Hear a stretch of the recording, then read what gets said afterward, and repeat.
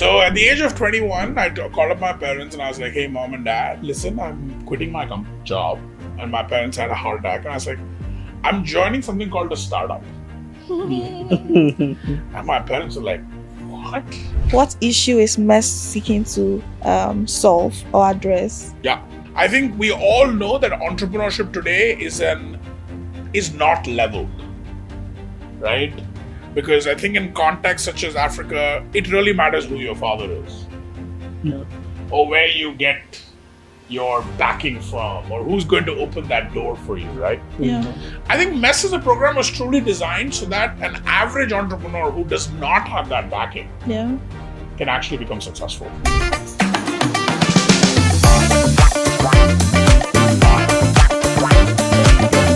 Welcome to Building Bytes, where we tell relevant stories about Ghana's tech ecosystem to drive growth and innovation.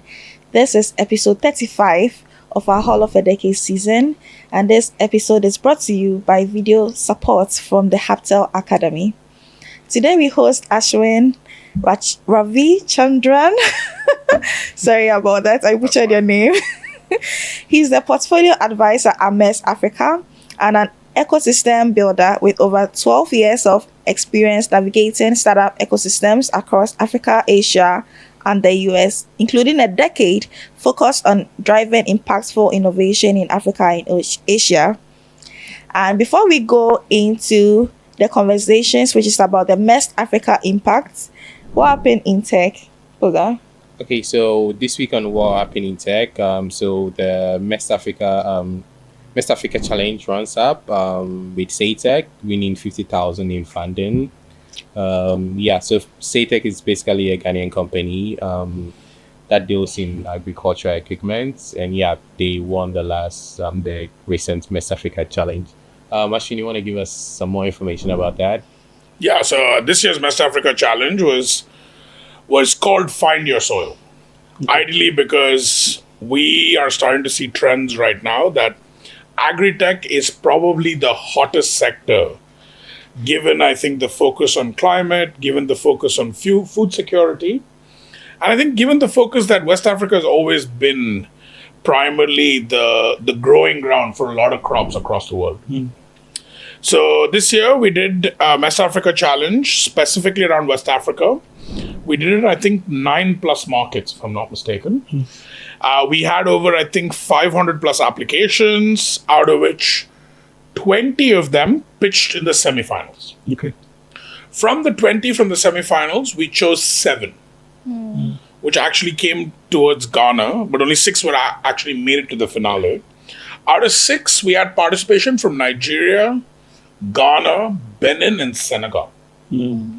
Out of which SayTech, which is a Kumasi-based company, based out of obviously Ghana, won the 50K challenge due to obviously the judging panel, which was Jorn, was the deputy ambassador for Norway here, Mr. Kairi, I don't know how to say his name, sorry, and obviously Madame Ruka from the GCIC, which is a Ghana Innovation. So you Ghana did Climate in Innovation. partnership with GCIC. And again, obviously, I think you guys have been part of MEST. We're very strong believers in partnership. So obviously got a lot of people involved in it. And SayTech was just a clear winner. Because today there is a deficit in agriculture equipment because it's so expensive. And also primarily because it's always in dollar. So for an average farmer today to think about when he or she earns in cities to actually get equipment which costs in dollars, it's expensive. So I think because of that and the pressing need in the ecosystem, I think that's why we chose SayTech. And I think we're really happy to now obviously finish diligence with them and welcome them also to the MEST portfolio. Nice. Nice. We talk more about the MEST portfolio later. So the next article on what's happening in tech. So Seastar Africa Ventures has raised 42 million for early stage startup. Basically, they raised the money from African Development Bank and EIB Global and other international investors. They're basically focusing on financing the gaps within the continent and targeting Series A startups and investments with 2 million and a follow-up of 5 million. So it's basically reading an article about how, less and less less and less African company are getting into YC, and how other companies like MEST are stepping in to fill the gap. So yeah, I think this is a good one. What's your reaction to this? So again, I'm not sure how much you guys know of the ecosystem, but I think the first ever YC company to go from Africa was actually a MEST portfolio company. Wow. Which one? Which one? It was called Tress. Yeah, Trust. Yeah. Trust. Yeah. Okay, that was in Yes. 2016. Yeah.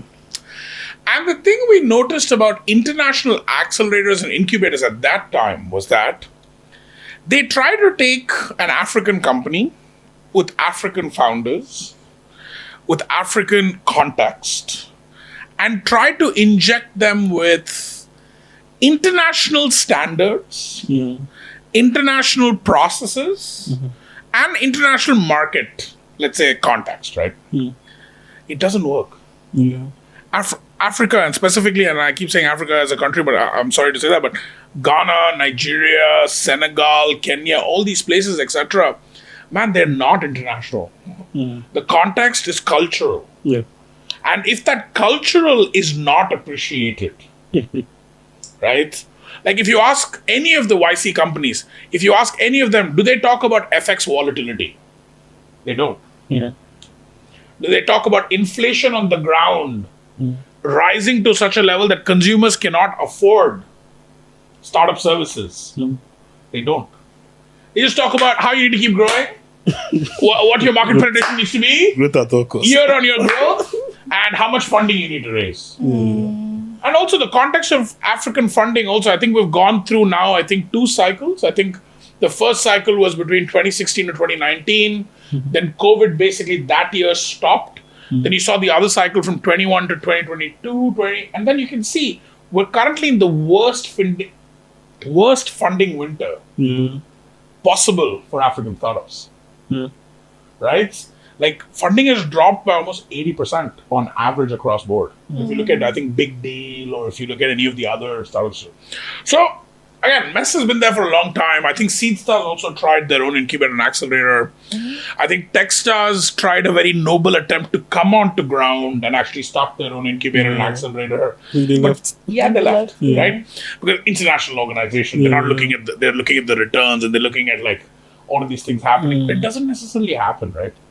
So I think recently with Bruce, who's actually the principal for SeedStars, he used to work for a fund called Chandaria Capital. Okay.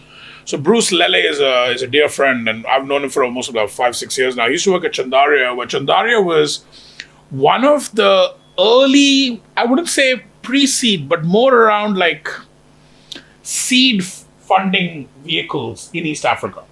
And then Chandaria also expanded into West Africa. And Bruce and obviously Darshan from Chandaria, they were all doing incredible work. And then when I think now SeedStars is trying to do their funding because they're looking at debt, they're looking at equity, because the need of the African entrepreneur today is not equity at valuation, I feel. There is a lot more interesting, I think, instruments we can launch here Yeah. if done as an ecosystem. Yeah. If many people come together to actually invest, right?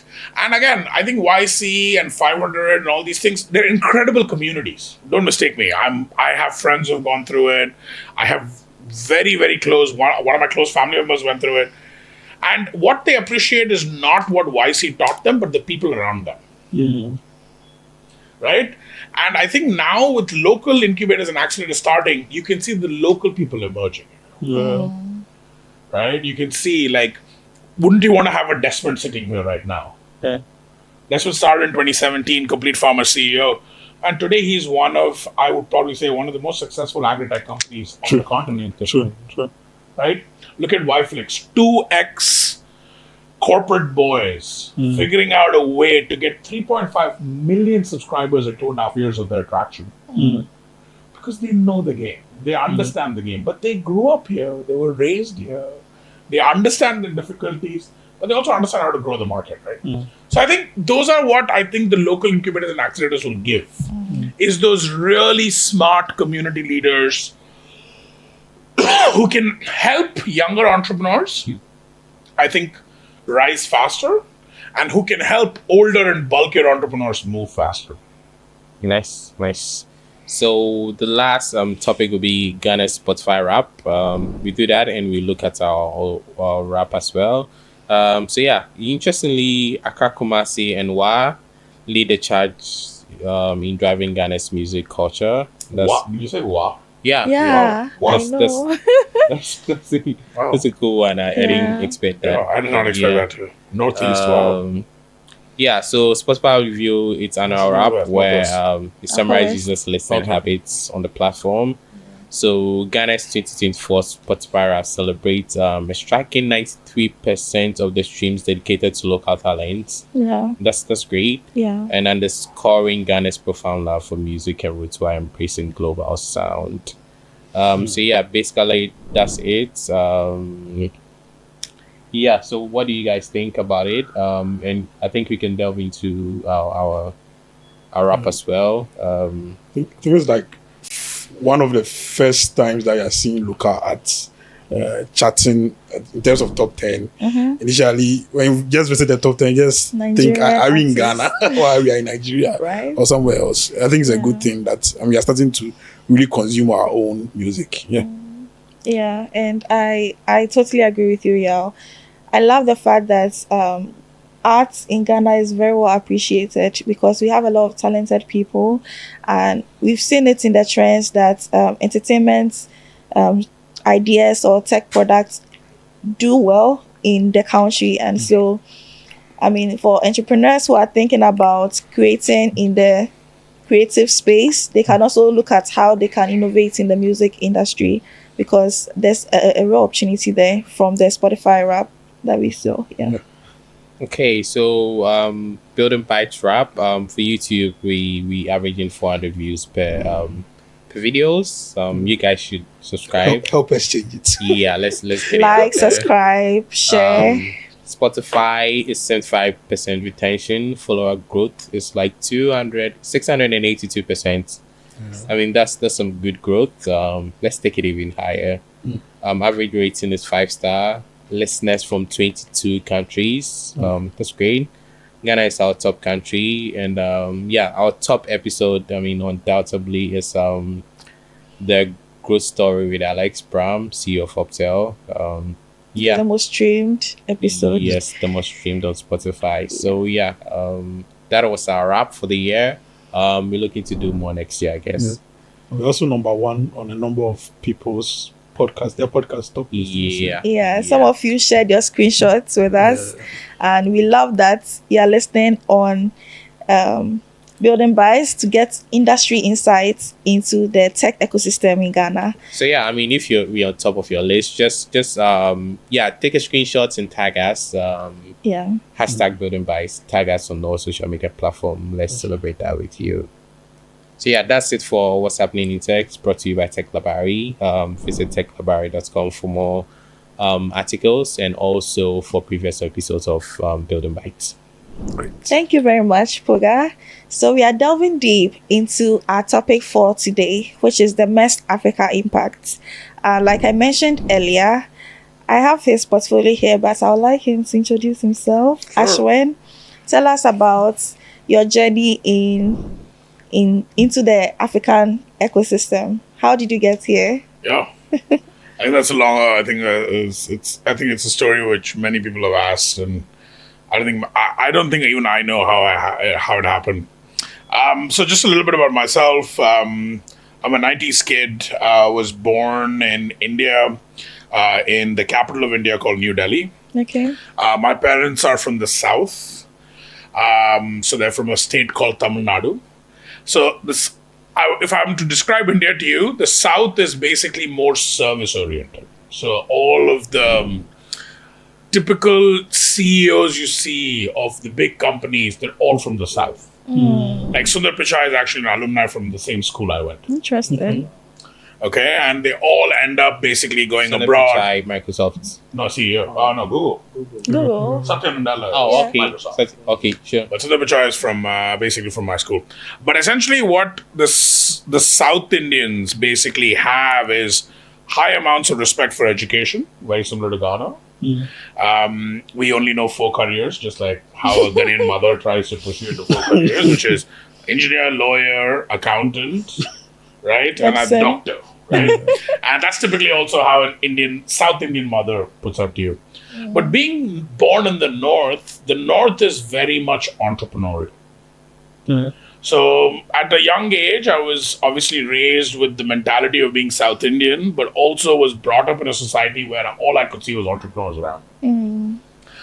At the age of 9 or 8, I think this is like 1998 or 1999, my dad gifted me my first computer. Yeah. It was a Pentium 2 processor, which I happened to unscrew on the very first day.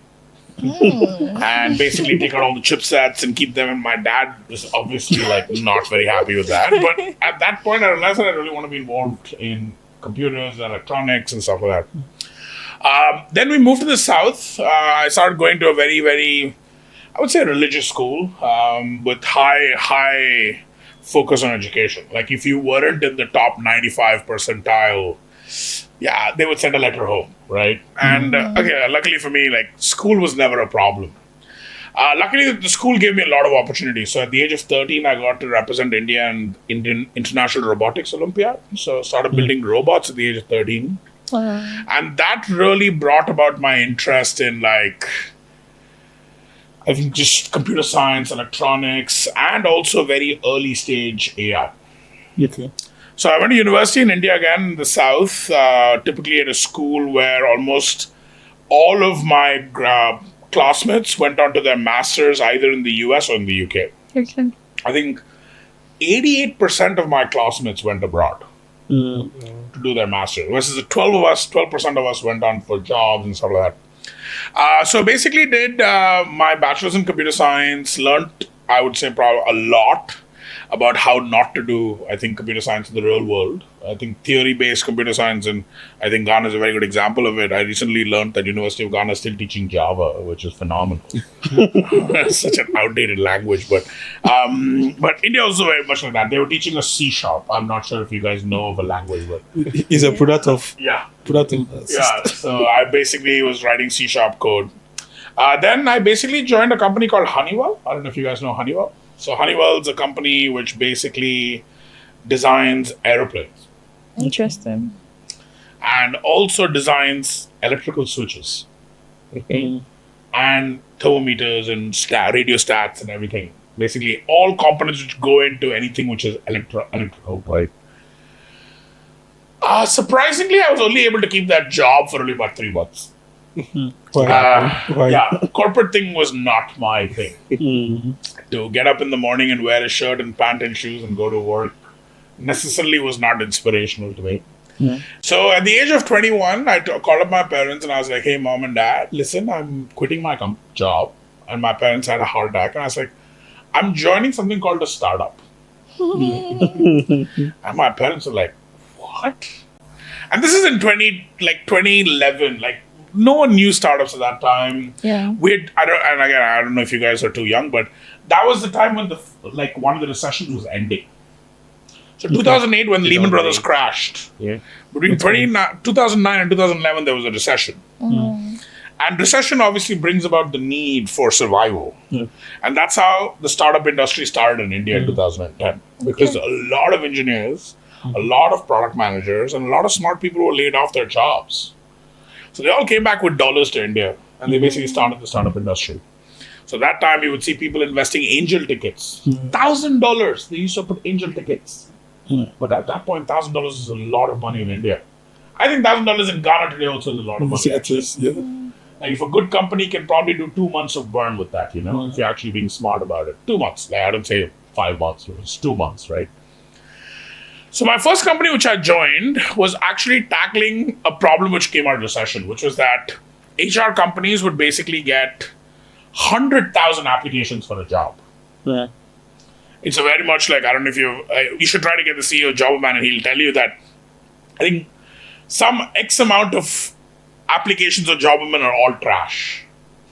Because you have chefs applying for an engineering job, accountant applying for an engineering job, right? And we've also put out jobs and you'll see the applications we get. And sometimes you're like, bro, experience 2-year software developer. They don't have it, but they still apply, right? So we basically built a parser for it.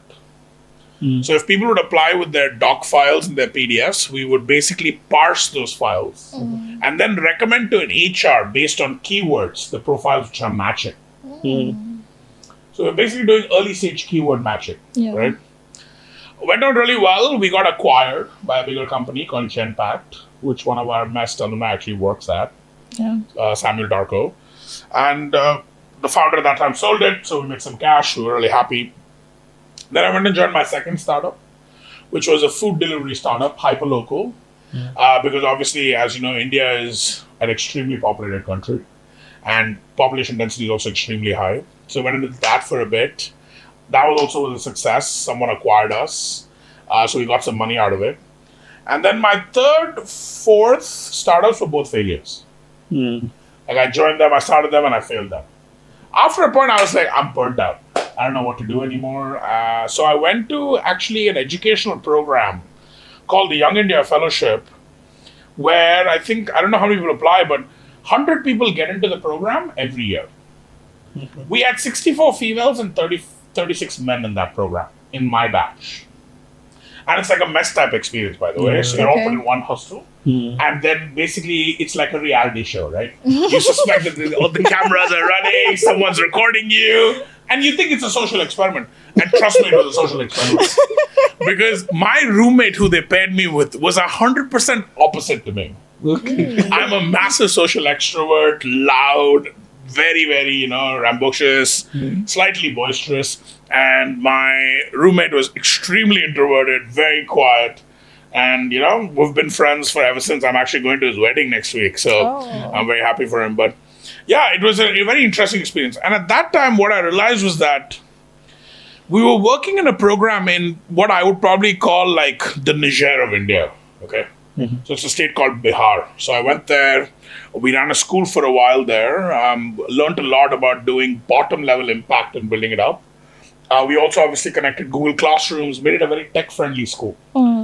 And at that time, I was like, man, this is so sort of empowering. Like to help people to actually create change, right? So in 2014, at 24, I applied for MEST. Because I felt that if I'm able to go and contribute to a program where 30 to 60 entrepreneurs are together in a program, and given my experience, I'd be able to do it. And in 2014, actually, I wasn't able to make it to MEST. Then I reapplied in 2015. And at that time, the MD of MEST, she didn't want to give me an offer. Because she's like, he's going to flake again. And at that time, the director of training program used to be called the senior faculty. What did you apply for? I applied for a technology teaching fellow. I came to teach product and design. Because that's always been my core strength. To teach product and design and also go to market. Like how do you actually go into market? What kind of sales, customer support and everything. So at the age of 25, I had just turned 25. July 31st, 2015, I moved to Ghana. To work as a technology teaching fellow. And my idea was to be here for a year. It's been 10. So you can understand what this ecosystem, what obviously working with entrepreneurs such as yourself, what working with, I think the ecosystem is done to me. Like, it's incredibly addictive, I would say.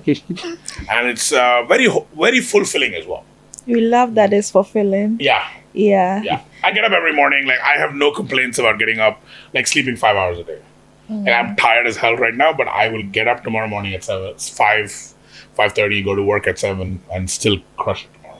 So that was just a simple journey of me coming to MEST. There's nothing extraordinary. There was no calling from above, nothing. It was just, it was just an attempt to go to a program which I would have joined had I had the opportunity to go to it. Which was to have a 1-year program designed to help entrepreneurs launch world-class businesses. So we are going to go to the parts where you really explain the entrepreneur and training program. But since we are focused on the MEST impact, can you share with us what issue is MEST seeking to solve or address? Yeah. So MEST, I think, I'll be truly honest, I think there's a lot of, content around what MEST is truly trying to do. But essentially what MEST is trying to do is to provide entrepreneurs a level playing ground. Okay. I think we all know that entrepreneurship today is not leveled, right?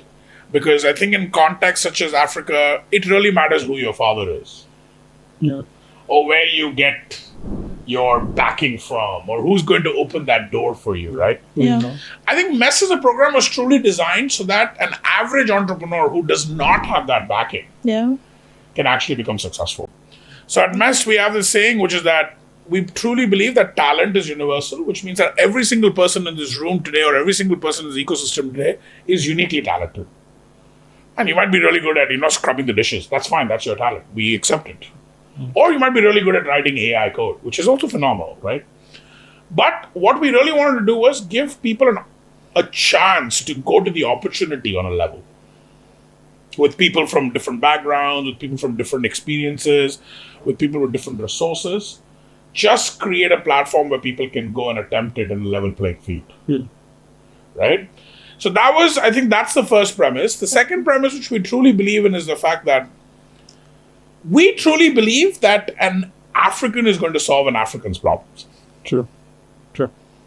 Right? There's a reason why businesses such as Hubtel or Express Pay or YFlakes or Complete Farmer, they're becoming so successful is because they're looking at purely the problem through an African lens. And they're trying to solve it with an African perspective. Right? And I think that is also something which MEST really, really wants to be a part of. Is that we really want to create sustainable businesses coming out of Africa, solving African problems with an African lens, and really, really, really improving the African ecosystem. I think those are like the two premises of MEST, I would say today. Yeah. And one key thing I got from what you said is Africans are going to solve African problems.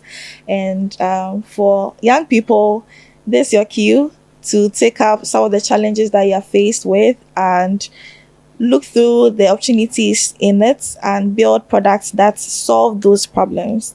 Yeah.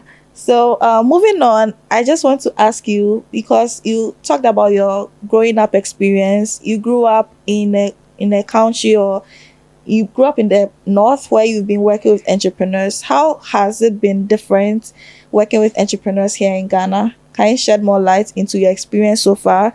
And probably you can talk about the most challenging parts of your experience working with entrepreneurs in our parts of the world. Yeah. I don't know how to say what is the most challenging part of working with entrepreneurs. I'd probably say what is the most...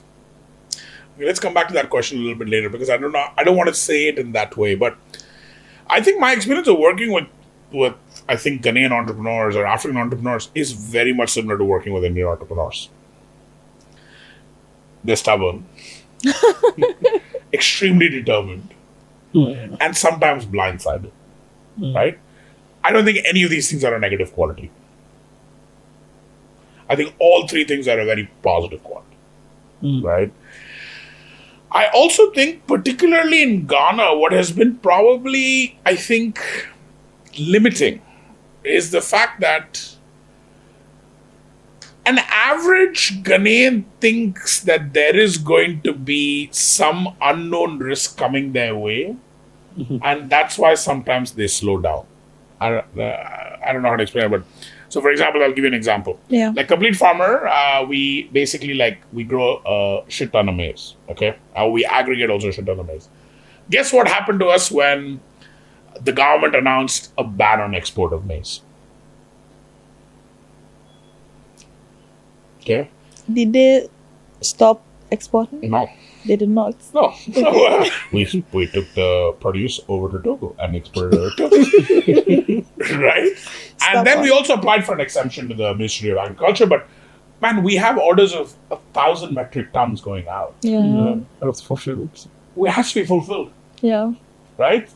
But the thing was that if I was in Desmond's position, I would think about how I'm going to mitigate that solution from the get-go. Right? But Desmond, on the other hand, what I noticed was he was patiently watching till they bring out this law, and then he acted, right?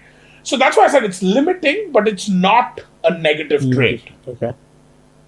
which is that sometimes you know that the system is going to play against you, Yeah. but you would rather choose to wait and watch For it to happen for it to happen first before you. than actually try to mitigate it. Is that a good thing? I don't know. That's why I'm saying it's limiting for me. Okay. That's why I wouldn't say it's challenging. It's extremely limiting because I don't understand why you think like that. Me as a person, I see a problem there, I'm going to try to avoid it. Or if I see a risk there, I'm going to try to mitigate it, right? But I think Ghanaian entrepreneurs, like, they've taught me how to be patient. I just watch. Whereas Nigerian entrepreneurs are very similar to Indian entrepreneurs. They're like, oh, we don't care. We're just going to go. Bulldoze, pa, pa, pa. You're bleeding, doesn't matter. Keep bulldozing, right? And you'll get through it at some point. So I think that is probably what my experience has been working with Ghanaian entrepreneurs. Okay. Now let's go into the broader picture. Sure. Looking at how you've been in the ecosystem for over 10 years, you've been working with portfolio businesses of MEST like Letty Art, Asoriba. You've been sitting on their boards and all that. Can you share with us your experience? What the Ghanaian startup ecosystem has evolved to be so far? How has it evolved from when you joined till now? Yeah. You know, it makes me extremely nostalgic because I can tell you this. When I came in 2015, people were afraid to start up here. Why? It's just the cost of doing business here was so expensive. Okay. Because also, see, typically when you come here from an American mentality or from a European mentality where you're taught about VC funding, and Ghana at that time was not part of the top 5. Right now, Ghana is part of the top 5 funding. Okay, Yeah. but that's bro. Like, you can ask Alex. Alex never raised money No. because there was no one to give him the money. You understand? Yeah. Let's his rank card raised money from a private equity firm, Okay. right? Called Adelvo, which is based, Mr. Falabi runs it from Nigeria. He invested in rank card, but it was a private equity company. Okay. What does private equity know about VC? VC, you're talking about multiples of 50x, 100x. Private equity, you're talking about multiples of 3x, 4x. Wow. But you're getting bigger tickets, so you're trying to move the needle, right? In 2015, when I would talk to anyone about a tech startup, they would ask me, what is a startup? Interesting. Right? And I think in 2018, 2019, that changed. Because I think people started realizing that technology is not as scary as what it sounds. And at the end of the day, technology can be built either on B2B rails or B2C rails. Not everything needs to be a startup which is being selling enterprise or to the government. Yeah. There are small wins you can get with technology. You know? Fast forward to COVID. I think COVID was when I saw this ecosystem completely go berserk. And that time I was the MD at MEST, and I can tell you this. I was getting pitch decks every week from Ghanaian entrepreneurs. Yeah. Which was, I'll be honest, I was more than happy to read them and also tell them, listen, you're too early, or this is not a business we invest in. I was happy to give feedback, you know. I remember even her startup, which came through UNICEF Startup Lab, I think Vista Edu. Vista Edu, yeah. And when they would start off, it was a project. Yeah. And then you came to USL, and then I met you. I remember meeting you guys, and it was very, very. So yeah, I think from where we've come to where we are today, I think tech is being embraced more, which is awesome. I think tech is no longer scary, which is great.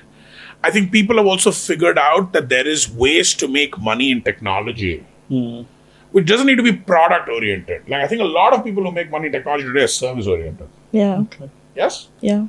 Designers, you know, you're doing decks, you're doing whatever you're doing. But at the end of the day, you're doing a service. There's no product. Yeah. But there is also a heavy product scope here. Right? Like, I think businesses are able to find their niches here. So, for example, Hubtel, ExpressPay, CowryPay, you look at Ose, you look at, I think, you know, Yflix, Complete Farmer, AgroNova. You look at the KIC companies coming out, KIC agritech companies coming out. Man, there is now penetration and the ecosystem is growing. So, in short, ecosystem become much more softer, while also become much more open and welcoming. I'm just saying this in a very weird way, and I know I'm sitting in Alex's office, but I also felt that back in the day, it used to be a big boys club, the tech startup ecosystem. It used to be Herman, it used to be Isoko, it used to be Curtis, Versus now it's like, you're an entrepreneur, you're an entrepreneur, you're an entrepreneur, I'm an entrepreneur, yeah! It's much better. Okay. And I think I appreciate that a lot more. Because when it's no longer, big boys often take a lot of time to move, but the younger people are going so much more fast. So now that we have gotten a hint of how it was back then and how it's progressing, what are your outlooks in the future of the Ghana tech ecosystem? Do you think we are going to get more, maybe, products in the fourth IR industry? How is it looking for the Ghana tech ecosystem? I'll be honest, I'm actually pretty worried. Why? I feel that Ghana's market today versus what its consumer spending is actually pretty scary. It's small. It's too small. And also people are starting to spend lesser, right? Yeah. Right? Like, I don't know whether you guys have felt it, but have you guys, the three of you sitting here, have you guys felt that Ubers and Bolts have become much more expensive now? Yeah, averagely, Yeah. shop trips have increased. Yeah. And then do you guys order anything from online services? Yeah. Yeah. Well, I've toned down. You've turned down, right? Why did you turn down? It's becoming more expensive. It's very more expensive, right? So I find that to be a bit scary for me. See, what really happens is the fact that when a population starts exploding, shit's supposed to become cheaper. Yeah. Because there's volume, right? But the problem is Ghana as a market today is import dependent. Yeah. So everything which is coming in is coming with a dollar price tag. It's getting converted to cedi. Yeah. Including our rides on Uber and Bolt and Yango, they're all getting converted from a dollar price point. Yeah. Right? So to an average consumer in the ecosystem, that's pretty scary.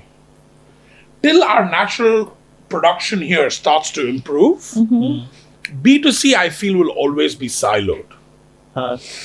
Right? But when you look at the fintech space, for example, I don't know if you guys saw the recent news. MTN hit $2 trillion cedis Yeah. in transactions. Yeah. Which means there is value for a utility such as Momo. Even though you're putting e-levy on it, people are still using it. But that is because it's a utility service. ECG, water, Momo, banking service, they're all utilities, right? Yeah. But can you name 2 companies offering consumer services within this ecosystem which either of you know which is successful today? I'll say how. I was just about to say this. Yeah. 7. But Hafta is also, I think, doing it because of utility, right? Because they're allowing you to recharge ECG. But we also saw the recent article where 25 million was owed to Hafta from ECG. So if that is not paid out, then Hafta cuts off that service line, right? Then what happens to Hafta? Right? So that for me is very scary.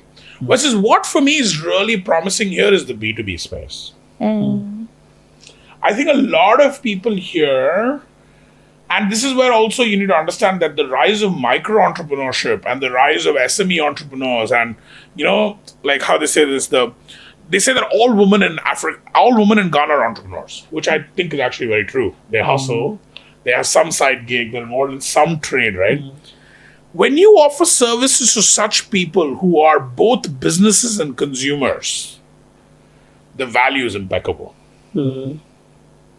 So I think from a B2B angle, it's very promising. From a sector thing, I'll be honest, like when I started my fintech in Ghana in 2022 with my business partner, I thought fintech here is very progressive. But I'm slowly realizing that fintech here is very guarded. Like the regulations and everything, etc. You need to be of a particular standard. You need to be of a particular, I would say, level before you can even attempt a fintech. Like for the sandbox, which you're applying for the Bank of Ghana, they have so many requisites. So That's good. yes, it's good, but also it is Not also startup friendly. it's not startup friendly. So today, if Yao wants to start a fintech, he's going to think twice. How much is it going to cost me to go into Looking market? at it, most company that gets into the sandbox are already established companies. Who don't need it? No, but they're also launching new features. So Oh, yeah, they need it. exactly. Okay. But again, established company, Yeah. right? You think, so it's a little worrisome for me. But what I do think is that health, agri, and logistics are three sectors in Ghana which are going to soon boom. I think agric is already booming. Agri is already booming, but I don't think we have as many companies as what we should be calling ourselves to be that successful. Yeah. So you can name them in their hand. We have Farmerland. We used to have Isoko. We have Complete Farmer. We have Agronova. We have Soma Life. Name any other? Satek. Yeah, Sating is small still. They're very early stage, right? Agro Center. Agri-center, yeah. Sure. Okay, then. 6, 7. I think that's more about it. Yeah, but you can see, you can see how much agriculture is produced here. Yeah. Agriculture is the largest driver of GDP. in Yeah. Ghana, Yeah. right? Very true. Why don't we have more agri-tech companies? Yeah. Right? Yeah, but I do think health is something which I am really, really betting on. Like I sit on the board of one of the very promising health tech startups right now. It's called MedPharma. MedPharma recently launched a new service with MTN where they're finally allowed to offer microinsurance. Oh wow. MTNK. Congratulations to them. Right? And that is such a powerful tool. Yeah. Because what we learned at that point was that MTN is desperate to offer such a service to their customers because they want to be valuable to their Yeah. customers. Yeah. That's fine. Because when you become a utility service, It's dangerous. you often go at the back of people's minds Yeah. and you don't become innovative. So I do think from a trend perspective, like I said, B2C is very scary, B2B is very hot. I think fintech is agri, health, and logistics is what I would probably bet on. So for our audience who are listening, you've gotten first-hand information. Do transition to agri-tech. I mean, go back to your father's farm and transform it Definitely. into a better, business. Your father doesn't have a farm. Buy a farm. It's pretty your grandmother's farm. Yeah, I'm Don't sure. buy a farm. It's pretty cheap. Oh yeah, I mean, Okay, so the conversation went down to partnerships and B2B space. So now let's go back to the MEST Africa and your ecosystem partnership. Can you tell us how it's been like? And we know that MEST partners with a lot of these tech events, tech programs. You also know that MEST partners with a lot of banks. How is the ecosystem in partnership like at MEST? Yeah. So I think this was one of our calling in like 2018. Okay. Okay. Ideally, because what we realized in 2018 was the fact that we can't do it alone. It was a very humble internal realization. How did you come to that realization? I just think we were trying to, I think at that point, and that was the year we'd invested in a few businesses. We'd invested in a company called Base. We'd invested in a company called Invoicea. And these are the companies which we thought were going to be very successful, by the way. Okay. But what we realized was that, yes, we had startup knowledge. Yes, we had product knowledge. But we didn't have any knowledge about regulations, any knowledge about go-to-market on a corporate level, Okay. go-to-market on a bank level, right? And what we knew particularly was that there was no corporate venture capital here or corporate innovation here. See, if you look at America, for example, you'll see GM or you'll see Bank of America. They're launching their own programs, right? Because they want people to come and participate in those programs and see what kind of innovation they can do. I wouldn't say that the corporates here didn't have that, but it wasn't on their roadmap in 2018. It was on our roadmap in 2018. Okay. So in 2018, I remember we tied up with a South African organization called I2I, which was called Insight to Impact. They were a data layer in the financial substack. Okay, so anytime there's a financial stack, they were the data layer, financial inclusion, everything, etc. We did a small program with them, and we realized that there is immense benefit in working with people who know that space better and who we can go to. And this was typically at the time when Patrick Quanson from Kauripe was also launching the Stanbic Incubator with Foster. Okay. So I remember I was with Foster and Patrick in Mozambique, and we said, okay, listen, we need to do this. And I remember our first conversations with SB Incubator were so promising. They were like, bring us the tools, we'll take it, we'll use it. And I kid you not, they did take it, they did use it. But there was pushback within the banking system that had to get pushed back. Okay? And at that time, we used to partner with Vodafone. So we knew the Vodafone space. And at that time, MTN also adopted a digital strategy. So we started partnering with MTN too. Okay. So at that time, MTN used to have a hackathon. Yeah, they still do. They still do, but I think that was the first hackathon in 2017. We all went and participated. MEST staff participated. I participated in that hackathon. Oh, nice. Because I was like, I'm going to create $1 million idea from this hackathon. MTN will buy it from me, right? Right? Right? MTN was just like, yeah, show us what you can do. Vodafone was like, tell us what you can do with the data, And similarly, you had a lot of other players coming in. And what we realized is that everyone wants innovation. Many people are not willing to pay the price for innovation, which is okay. Or they want to do it themselves. And I think doing it themselves is actually an ecosystem trait here. Not many people think about partnering. Yeah. Everyone's like, oh, Charlie, I go do it myself. Like, Yeah. but why? If you can do it, I can also do it. Yeah. There's someone else doing it. Like, enable that. No, we'll do it ourselves. Right? So I think that was where our partnership journey started. Okay. So at that time, we partnered with Barclays back at that time because it was still Barclays wasn't upside that time. Yeah. So we partnered with Barclays, MTN, Vodafone. We partnered with Cosmos Innovation to set up KIC with them. Oh, nice. Yeah, we were KIC's first partners in the ground. Wow. And it was one of the best, most fruitful, because I still remember the day when we were going to invest in Complete Farmer and Jorn asked me, am I high? He literally asked me, what is wrong with you? What do we know about agriculture? I was like, listen, man, I don't know. We're going to invest in this guy. Let's do it. And we're glad we did, right? So I think that's where our journey started, which was just a very simple realization that we can't do it alone. Oh, okay. And yeah, that's how it started, the journey. Can you mention some of the companies that have thrived through MEST? I mean, you've already mentioned some of them, but through the ecosystem partnerships. So I think one of the names which we often forget, because I feel they're also becoming a utility service now, is Mikasa. Yeah. Okay. Like, everyone forgets that there is this incredible company today, which is Ghanaian run. 85% market share they own today. Yeah. Started with 4 boys coming out of the MEST training program. And today they own 85% of the real estate market leads. Or maybe 85%, I'm not sure. But I remember 85% a few years ago, but I have to ask Kevin for the latest number. But Mikasa is one of them. Letty Arts, 2011, is doing $2 million a year in revenue. Wow. He's killing it, but no one talks about it. Yeah. Right? Then there's Kudo Buzz, obviously. There is obviously Complete Farmer, Agronova, Yflix. Then there's obviously some other companies we have abroad in Tanzania and South Africa, Senegal, which are also doing really well. Yeah. Some in Nigeria, which are doing really well as well.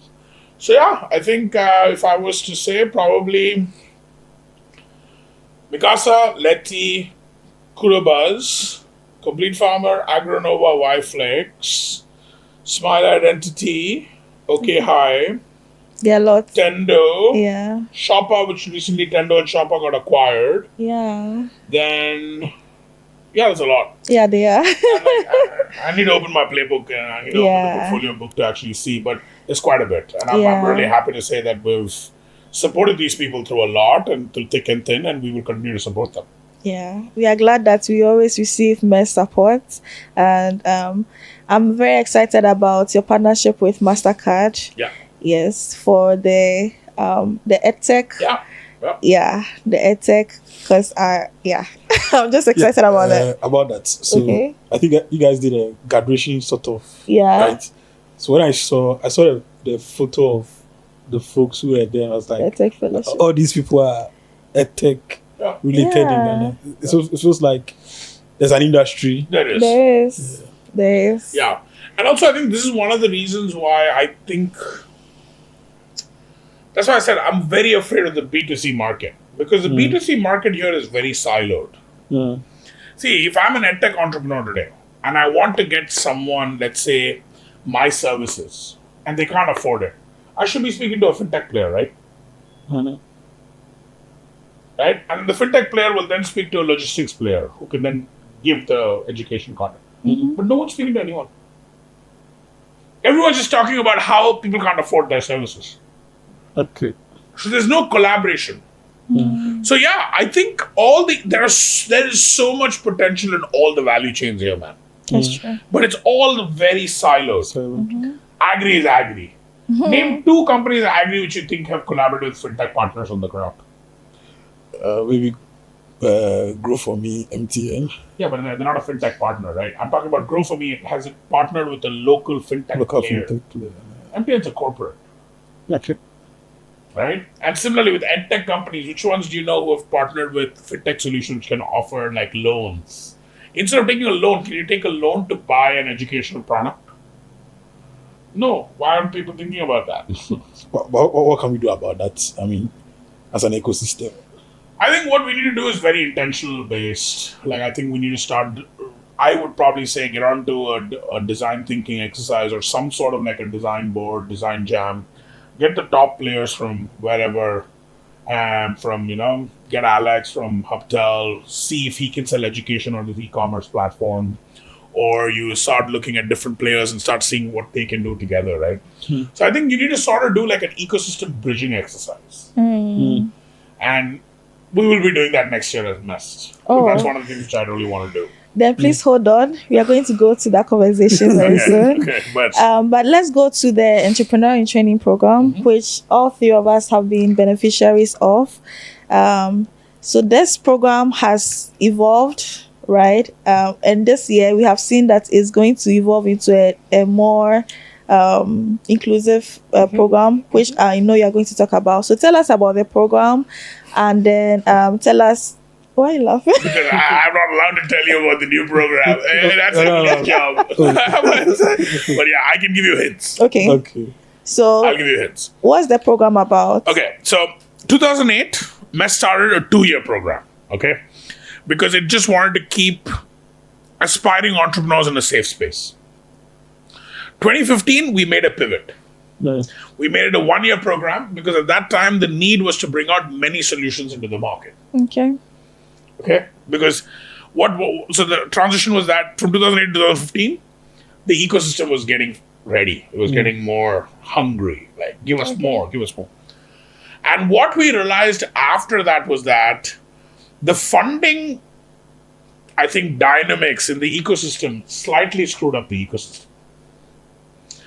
I'm pretty sure all of you have heard of this term, but between 2017 to 2023, I have seen the rise of more pitchpreneurs.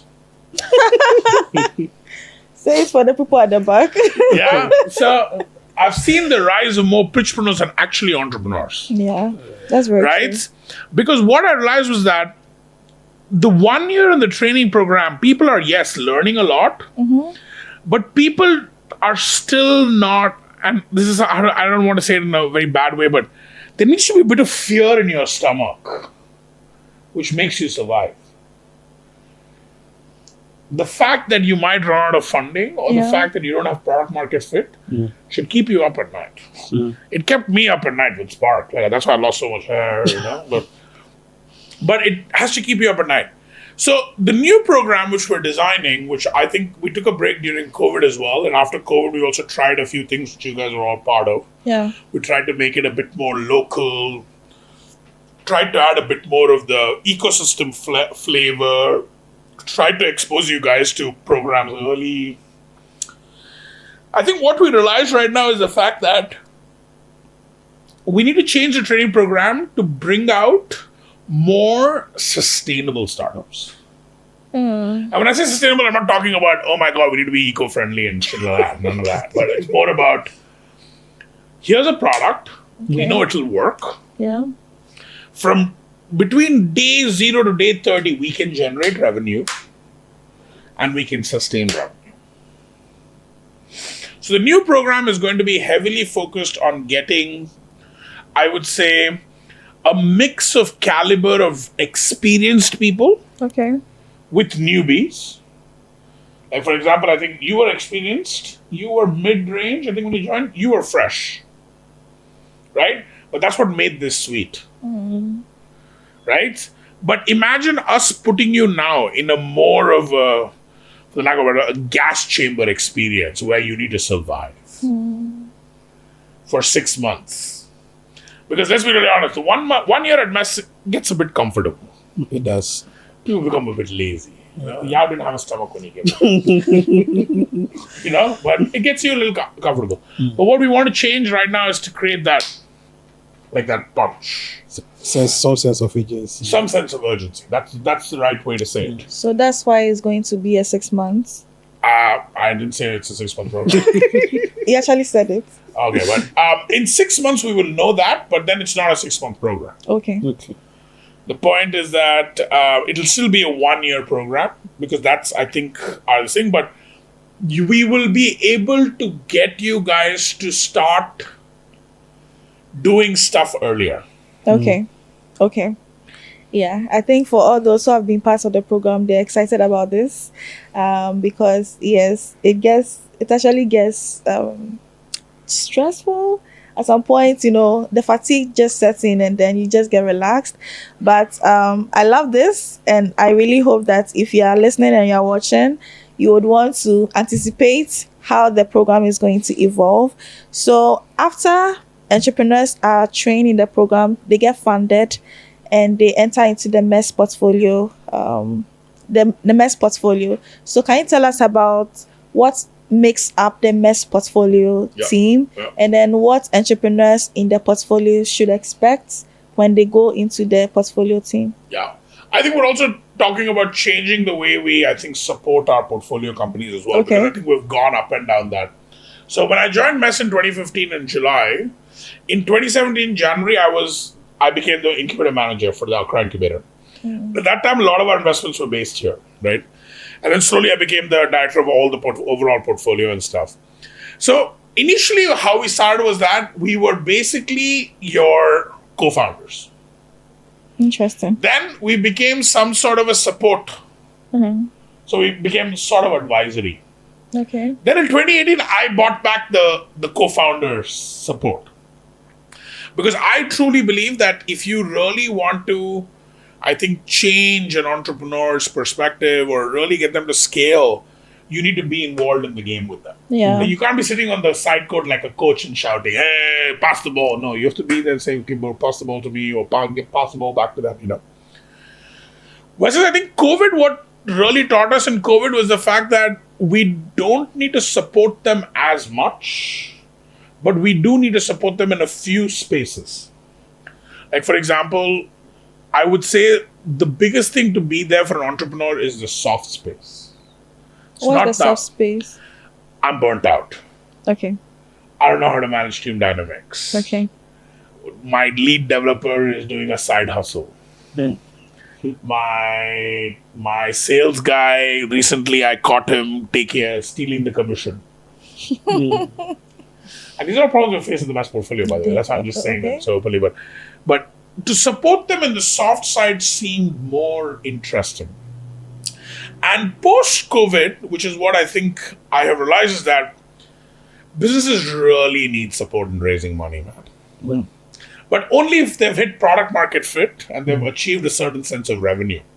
You can't raise money today with a drop dead deck anymore. Yeah. It doesn't work like that anymore. Yeah. Like, it used to be beautiful like that, where you just put it out and you can make like 100K, but now you can't do that anymore. So, like, for example, we were really involved in Desmond's fundraise. Now, again, I'm keeping it very confidential. We are currently involved with another company's fundraise. They're raising 5 million. But man, it takes the life out of entrepreneurs. Yeah. Because the number one thing is most entrepreneurs don't know how to fundraise or don't want to fundraise. No. What they want to do is grow their business. Yeah. They want to really just execute. But you need funding.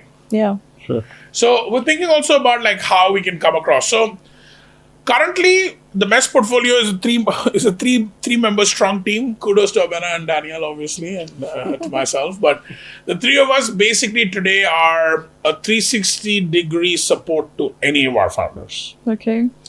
You call us up at 2 o'clock in the morning saying your warehouse is burning, we will be there. You call us up at 10 o'clock in the morning, tell us that you're getting married, we'll be there. You're telling us at 5 p.m. you're going to have a child, we'll be there. So we're basically there for you right now. Okay. And what we really want to do is I think we really want to get into a position where if the training program starts to work early and starts to work right, you will have traction generating businesses coming out of the training program, which come into the portfolio. We stabilize traction and help them scale. And then we also help them raise more money. I have a very interesting question. I don't know whether you have an answer to it, but how are you going to ensure that you have traction-ready startups? There is going to be a bit of a shift. And that's what the training program is going to do now. I think for our cohort, I think it was something that we are yearning for. In our cohort, I think I'll just say that. No, I think you guys are earning for it, but I also think you guys were slightly jaded by it. Because getting a person interested in signing up in your product is not traction. Yeah, getting that job. Yeah, and getting a person to use the product is actually traction. There is also, I think, a perception gap between what people think is traction. Like, for example, I recently saw a deck where he's like, we have 25,000 people on waitlist. I'm like, phenomenal. Where's the product? Oh, we're 4 months behind on the product. Okay, come back to me once you launch and you can get 10% of those 25,000. I haven't heard from him in 7 months. Interesting. Cool. Oh, we got 20,000 people coming to our website. Phenomenal. You must have had some great branding. How many people clicked on the sign up button? 0. That's not traction. So there was a lot of vanity-based metrics when it comes to traction. Okay. Versus traction is very simple. How many people are using your product?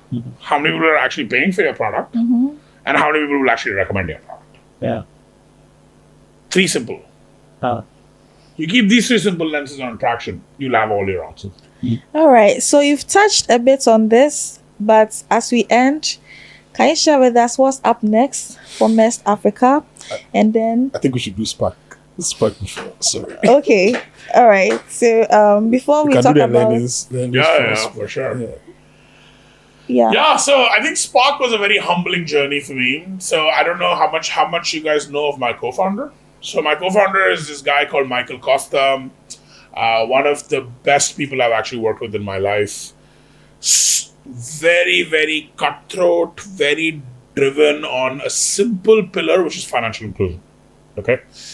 So I don't know whether you guys know about Spark, but Spark was basically, just to give you in a short context, was imagine a WhatsApp group, 100 people, we give you a bank account to it. Yeah. Who manages? The admin usually. But essentially what you have is group transparency, group accountability, Okay. and what you have is essentially a susu Okay. or online on a web product, right? So in Ghana, I think we were very well appreciated. I think the Bank of Ghana was very supportive, Kwame and everyone, etc. But I think what we did in Ghana was wrong timing. So this basically came in the 2023 inflation. Okay. So in 2022, when we launched the product, everyone had money. Yeah. We were seeing deposits of like 100,000 cities almost every week, man. We were scaling. We were hot on the market. But what happened was that year, Easter, was a very weak economical year. So people started using our product less because, again, we were not a utility. We were a nice to have. Because, again, people are like, Charlie, I can transfer money into my Susu. It works. Parent people were happy. They didn't want to go through the experience of getting onto a new product, everything, etc. So we learned a lot. And then also slowly the regulators were also asking us questions regarding like the KYC and all the different things, etc. Because the simple question which Akuli asked was like, who manages a group? Because technically what we did was we broke we broke basically the age-old banking system, which was that one person is allowed one account. Okay. A joint account is maximum 3 people. Yeah. Here we were getting 100 100. people Yeah. next to an account. So technically, we were almost, like to call it innovating, but I think a lot of people like to call it cannibalizing. But we were sort of like ruining the banking game right here, if you actually think about it. Plus also the whole thing around like, KYC, AML, everything, etc. Then what we happened to do was we happened to go to Nigeria instead. We were like, we won't take no for an answer. Let's move to Nigeria. And I think that was my fastest launch. We didn't stop here. We slowed down here in Ghana end of April. We were live in Nigeria August 1st. Within 3 months, we had a product live, everything live, and we were live. In Nigeria, we tried multiple things. But the things which really stuck in Nigeria, obviously trusting the Nigerian ecosystem, was that people started using our group accounts for gambling. Really? Yeah, because it's a house, right? Yeah. Everyone comes and puts 10 naira in. So 100 people put 10 naira in, that's 1,000 naira, which obviously is nothing, but that's a number. And then they start betting. Crazy. Right? The second thing which people started doing on our product was obviously crypto. Because it also became an escrow platform, right? Okay. Because when you have a group system like that, you can do escrow. You tell the admin, listen, Akuli's giving me 1 Bitcoin. I'm going to send Akuli the Naira money. Yao is the admin. Yao, I will tell you once I get the Bitcoin, then you release the money to her. Right? So that started happening. Okay. And then slowly we started realizing that the use cases of it were not genuine enough. That it was just, I would say, a shortcut scheme to get rich. Right? So because of that, we were really not interested. And then obviously the whole Binance executives getting arrested, betting and gambling companies getting fined in Nigeria, that scared us a bit. So then my co-founder decided to shut the company down about a few months ago, and we were all very supportive of it. So we had a lot of learnings. But the most important thing was that till date, that's the one thing which Mickey and I talk about, is that we wish we hadn't launched in 2023 and 2024. We wish either we had launched in 2022 or we had figured out a way to launch next year. But yeah, I think the years were bad. And that's what basically the learning was. That's great. That's such an experience. I mean, at least you've gotten some insights about how the ecosystem runs in terms of group savings and what it uses the money for. Anyway, so let's wrap up with what's up for MEST in the coming years. What are some key programs we should expect? What are some advice you would give to someone who wants to start a company, who wants to come to MEST? Just share a bit of a rundown about what's up next for MEST. So next year, we're doing our partner programs with UNICEF. So we're doing our UNICEF Startup Lab. We're doing partner programs with UNDP, where we're working with atypical entrepreneurs. We're doing our program with MasterCard Foundation for EdTech. We're doing our program with Generation to get skilled people. And we're also looking at doing partnership with 2 other people who are not yet at the liberty to say, but they're also very big players. Okay. And again, the reason why we work with a lot of these partners is the fact that MEST today has limited resources to do what we can do. But working alongside partners gives us more room to work alongside other people. And that's why we do it. Okay. The MEST training program is coming back into power. Again, Emily can confirm this, but I think we're starting Jan 2nd or Jan 3rd, 2026. That means the application will open next year for the new training program. Okay. And Emily is going to be spearheading that. Obviously, we'll be running MEST Africa Challenge again next year. We have found a partner for that again. And I think we'll be supporting our portfolio companies and doing what we have to do. But I do think next year is going to be a very instrumental year. I think coming off, the burn of 2024 being also a very depressing year in Ghana. Again, I'm not saying anything against the general ecosystem, but I think the recent elections probably give us a breath of fresh air, right? So I think people are excited about that, and innovation might come around that as well. But I think that's what we're looking at for MEST for the next year. That sounds incredible. And more grace to your elbow. I think, do we have any other questions for Ashwin? I'm good. You're good? Yeah, I mean, any last words you want to give to, entrepreneurs, startup founders? Should they give up? Should they start companies? Or they should just, get a corporate job? Don't try. Don't get a corporate job. Definitely. Even if I tell you to get a corporate job, don't listen to me because I did not follow that advice. I'll be honest. If there is a fire in your belly, then become an entrepreneur. If you're doing it for a lifestyle, then I am pretty sure you're better off doing something else which is a bit more, I would say, relaxing, not stressful. But if you really want to become an entrepreneur, get ready. I think the next 5 years in this ecosystem is going to really rapidly change how the entrepreneurship space is being viewed here. Yeah. Like I recently met someone and I met their mother and she was so proud to tell me that her son was an entrepreneur. And I was like, Auntie, I can't believe it. Because in India, you cannot find still parents who tell who go around proudly saying, "Oh, my son is an entrepreneur." For 2 years, my mom did not tell my family what I was doing when I was running Spark.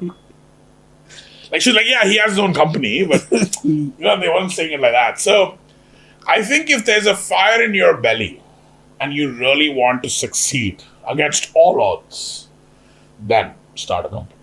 Okay. And how should they do that? What are the key things they should put in place? I think the most important thing is don't be a one man or one woman show. Don't be a two-person show. I think Why? because I do think that two people often butt their heads a lot. And one? One, I don't think you listen to anyone. You're just a stubborn idiot at that point. There's no one to actually be your sounding board. So I think two people is good. I'm not saying it's bad. In many cases, it works. In many cases, it does not work. Like Google was started by two people. Facebook was started by two people. But yes, only Google managed to stay with each other. Whereas Facebook, they fought. Microsoft, they fought. So that's how you need to think about it. Because often or not, you need the right people to also be around you to build the business. So I would say, find your tribe. Yes. And the tribe does not need to be just co-founders. It needs to be employees. It needs to be supporters. It needs to be cheerleaders. It needs to be people who will unequivocally stand behind you and say, you're doing the right thing. Go for it. Not saying you're stupid, don't do this. But more like you're doing the right thing, go for it. So yeah, I think that's what it is. Find your tribe and then apply to MEST. Or come for a MEST event and then we can teach you how to start a business here. Yes. Okay, I'm going to side with him on that. Apply to MEST, because that's what I did. Apply to MEST and be a part of their industry events. They're actually very fun and exciting. Yeah. The food is good. Food is good, yes. Yeah. And I mean, the network is very impactful. So thank you very much. And moving on, we are going to highlight a few opportunities in the space. So apparently you are well aware that we are still taking on people. Yes, we are still taking on participation in the editorial apprenticeship program by Building Bytes. So if you're interested in learning about production support, content creation, and Tech journalism. Do apply. Go to buildingbytes.africa/editorial apprenticeship program. You're going to find all the information about it. The second opportunity is that Triggerfish has partnered with UNESCO to empower African women in animation. And so looking at that, you are going to they've opened 2 programs. The first is the Director Lab for aspiring directors, and then Animation Arts Lab for artists. So you're going to be having masterclasses with award-winning professionals like Ingendo Muki, Cynthia Angelini, Nadia Daris, so many outstanding women in the animation ecosystem, and they are going to be supporting you. You can find information about this on the Triggerfish website. Is open and is open to Ghanaians as well. So do apply. And then the final one is the Grants Pilot, which is a grants training program. Has opened its academy, which is a 3-week intensive grant training program for individuals and businesses to become professional grant writers while assessing grant funding for their businesses. So you can go to grantspilot.co and access the opportunities on there. This has been the MEST Africa Impact Story with Ashwin and myself, Akwele Abnaukai, co-hosting with Yao and Juice. And Polar Coffee. Thank you very much. If you are watching this has been proudly sponsored and supported by the Haptel Academy, who handles our production support. Shout outs to the team who have been doing amazing. Augustine, Pronto, Samuel, yeah, amazing. As well as, of course, the Haptel CEO, Alex, for this partnership. And there was pizza. And there was pizza. Ashwin brought us pizza. Thank you very much, Ashwin. From Zen Garden. From Zen Garden. Yeah, so do like, subscribe to this if you're watching on YouTube, and if you're streaming on your favorite podcast, do like this episode and rate it as well. Thank you very much for joining us. It's bye from us. Bye.